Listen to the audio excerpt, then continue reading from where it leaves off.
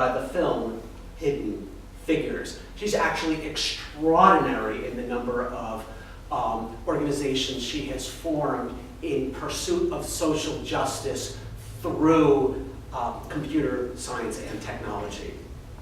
Another of the younger scholars is Shama Al-Masri, who is currently Minister for Youth Affairs in the UAE and the youngest government minister in the world today. And last, there is Simone Askew, elected a Rhodes Scholar just a few months ago.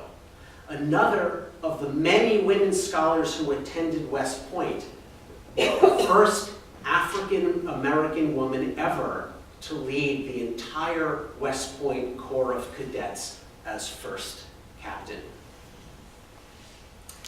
Now, my goal is not to compare Rhodes Scholar women to men in regard to which gender has attained a higher range of worldly success. Any such endeavor, of course, would be silly. But what I wanted to show is that the sum total of achievements by the women evidences, by any possible standard, an extraordinary level of achievement, accomplishment, and acclaim. The data also reveals something else. Let us examine just the 1980s. I have data on all 1,200 of the women Rhodes Scholars, and I did a random sample, literally a random sample, of 10 male scholars from each decade of the 1980s. Here is their respective occupations. In red, I've highlighted those professions that evidence a sizable difference. Clearly, the male scholars are more enticed by commercial and financial ventures. The women scholars are more drawn to academia, the nonprofit world, writing, the arts, and journalism.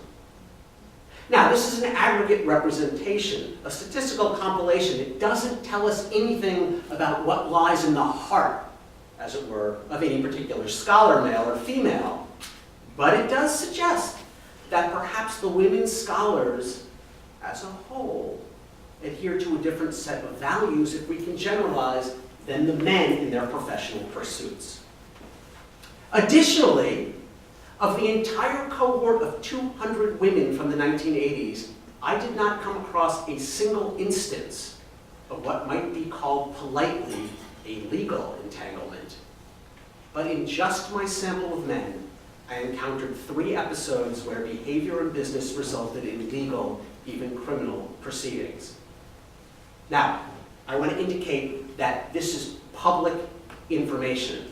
So I'm searching, I do a random sample of the men, and then I go on to things like LinkedIn and Google just to see what comes up to try and determine their current occupation. So this is not seeking, but it's what bubbles to the top of Google search. Again, the data tells us nothing about any one particular scholar, but does suggest a broader sense of ethics, and this will become very important in a few minutes. The Rhodes Project includes not just the work I've been doing, but extensive surveys sent to women Rhodes Scholars between 2004 and 2017, and 120 extensive transcribed interviews. I'm still going through this material now, which is an unprecedented amount of information on so-called elite women. But in a preliminary sense, the project has uncovered 4 notable findings across all cohorts of the women scholars. And these findings are important for what they suggest moving forward to enable all women, not just elite women, to achieve their potential and their accomplishments. The women across all cohorts are calling for equal responsibility for children and caretaking, equal pay for equal work, equal support for and from other women.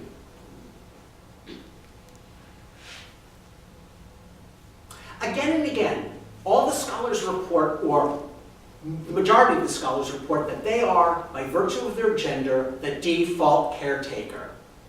And I stress, these are elite women by any conventional standards, many of whom have high profile, high salary, highly demanding in public positions. As one scholar wrote, we must change the expectation or adjust the tendency that caring for dependents falls to women. 1/3 of the women in our surveys agreed that taking maternity leave hurt them in the workplace. I had a senior job offer rescinded, wrote one scholar, when I told the company that I was expecting my first child. More than 3/4 of respondents believe that having children limited their career opportunities. One scholar heartbreakingly wrote, "Motherhood destroyed my career." And then she quoted Adrienne Rich, "Female possibility has been literally massacred on the site of motherhood." And of those women scholars with younger children for whom we have data, most were able to rely at least part-time on others to take care of their children, typically other women, such as paid nannies and daycare, suggesting that the most common solution to the conundrum of equal responsibility for children caretaking hinges on wealth in unfairly paid labor of other women. At the same time, many scholars also report that they, in their view and in their experiences, both in academia and the corporate world, they report that so many men are successful because they have wives and women who care for their homes and children, cook and clean, oversee the domestic realm of everyday life. Most women have no such partners. They are, the scholars say, instead expected to assume these roles themselves, regardless of how successful they may be in their careers. Rhodes Scholar women in this regard are not asking other women to say, lean in. They are asking for a national, indeed worldwide conversation and solution to the problem of childcare, and they are suggesting several components. Shift the expectation of caretaking to all parents, not just mothers. Provide financial and social supports for childcare. Almost all of them indicated that we need to redefine masculinity to embrace caretaking and to stop penalizing women who take time off to care for their children. The project also shows that across cohorts, Rhodes Scholar women are asking for equal pay for equal work. In nearly every profession across all the age ranges and in all the countries in which the scholars work, men earn a higher salary, they say, for performing the same quality and quantity of work, if not less so. Although many women scholars have attained senior positions we've seen, our data shows that many of the women are convinced that men are disproportionately rewarded for performing an equal or lesser amount of work. And many women report that they need to do more in the workplace in order to attain the same level as men with less productivity and devotion. As they see it, the issue is simple: equal pay for equal work. And one way to begin this shift to a more equitable society that will benefit all women is for some sort of national policy or dialogue on honest pay disclosures, to enforce sexual harassment legislation, moving in a sense from Me Too to he or she was held accountable, and to eliminate social norms that invest certain occupations with male or female coded values and then translate those gender coded values into unequal pay. Equal support for and from other women. The research also has encountered many instances whereby women report that they have not received adequate support from other women in the workplace. We've heard many stories from female scholars about female jealousy subverting the broader goal of empowering all women with opportunities for success. Now, I recognize that this is a common strategy for sort of dominance. It's a kind of gendered colonization, make the few fight over limited rewards, of course. But we think it imperative that women work to create working environments wherein women mentor and support each other. This is not, I stress, blaming women. But the members of the project feel that women should be encouraged and that the social context should be provided to enable them to reclaim a collective sense of identity, to resist competitive individualism that thwarts the achievements of others, and especially to work towards increasing the high-status roles open to women, whether it is managerial positions at the restaurant or VP seats in the C-suite. After all, the scarcity of female leadership adds to this situation by making women compete covertly against each other for what we think is, or in reality is, the limited number of opportunities for women. Now, again and again, women scholars have advocated for these three changes in order to ensure that men and women alike are afforded the same opportunities for success in all endeavors. And each of these concerns, we stress, diminishes not just elite women, but all women everywhere, as measured by any standards of financial worth and self-worth. But since elite women such as Rhodes scholars enjoy a disproportionate amount of wealth, privilege, and power compared to most of their peers, it is morally incumbent on them and all privileged women, as well as all men, but especially men in privilege, to also take leadership for wider social change. There was one other finding I wish to highlight. I have been personally impressed, indeed overwhelmed by the extent to which Rhodes Scholar women, far more than the men, act on the proverbial charge to fight the world's fight. Women scholars are far more active than the men in nonprofits, in philanthropic pursuits large and small, in all manner of moral gestures of basic decency. I'm not saying that all women scholars are paragons of virtue, far from it. I am suggesting, though, that in general, the women scholars are defining self-fulfillment professionally and personally in ways that expand beyond material and financial gain. Or rather, many of the women's careers evidence that it is entirely possible to do well by doing good. I see ample evidence that many women scholars take to the heart Rhodes's injunction to esteem the performance of public duties as her highest aim. What I take from this is not some sort of Pollyanna-ish notion. Rather, I maintain that many women scholars are, although they might not say so, trying to encourage that we enshrine an ethic of caring as a measure of overall success, not just for women, but for everybody. More, that an ethic of caring should not be celebrated at the end of one's career as part of a gift one has given after you've amassed a fortune in finance. Rather, that an ethic of caring should be an integral thread woven into the very fabric of work, career, and lifelong aspirations. Now, interestingly, from the very earliest years, decades before women were admitted, the Rhodes Trust grappled with the fact that so many of the men seemed to view the scholarship as a means of advancing their own financial well-being.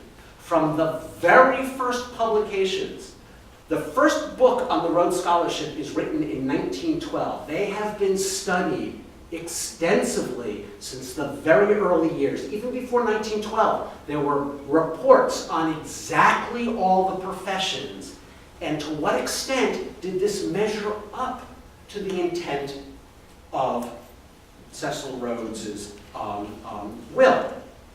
And from the very earliest years, there was a great deal of wringing of hands over whether or not the men were living up to the civic virtues that they were supposed to operationalize in their everyday lives. Honestly, there is far less to address when we look at the professional careers of the women. And I consider this to be extraordinarily important, and I believe, and we'll work on how this points the way to redefining success. That these women help us redefine what we mean by success, to include what has traditionally been seen as success, but to enlarge it to include certain or forms of caring. So the women scholars are redefining success. They're encouraging us to do well by doing good and to esteem the performance of public duties as our highest aim. Now, perhaps you've seen the t-shirt or the bumper sticker that reads, "He who dies with the most toys wins." That's worldly success. Or rather, worldly success is defined by the age-old masculine standards of possessive individualism. We can all have a few toys. But if we define worldly success singularly on the basis of stock options or BMWs, then we deny what the careers and endeavors of so many Rhodes Scholars women tell us. That the goal is not to die with the most toys. It's to allow others to live better lives. That is a measure of success we can all live with. I want to conclude with just a few comments. I don't want to let this be our final. I just want to conclude with a couple of comments on what it's been like for me personally as a man studying these extraordinary women. Perhaps I should have added that I am not a Rhodes Scholar. My professors at Brandies and my peers, we never entertained that idea. So I am, in some sense, you might say, I am conducting what a famous anthropologist admonished other anthropologists to do in the 1970s, which was to study up. So I am looking up and admiring on these remarkable women. But it has been a humbling endeavor. I thought I had a pretty good, pretty productive career. Ha. I am regularly silenced into admiring submission by the achievements of these scholars, and I've only touched on the top. In every possible field, they have been extraordinary. For so many of them are so accomplished in multiple ways and in multiple arenas. Now, many of the scholars say, because we have the data, that yes, having received the scholarship does open a few doors. No doubt. But when you look at the careers of these women, you realize that they themselves have created their success. I don't see any evidence that the honor of a Rhodes Scholar has led to spectacular success. What I see are women who have not rested on their laurels. They are driven, they are talented, they are hardworking, and they are deeply, deeply admirable.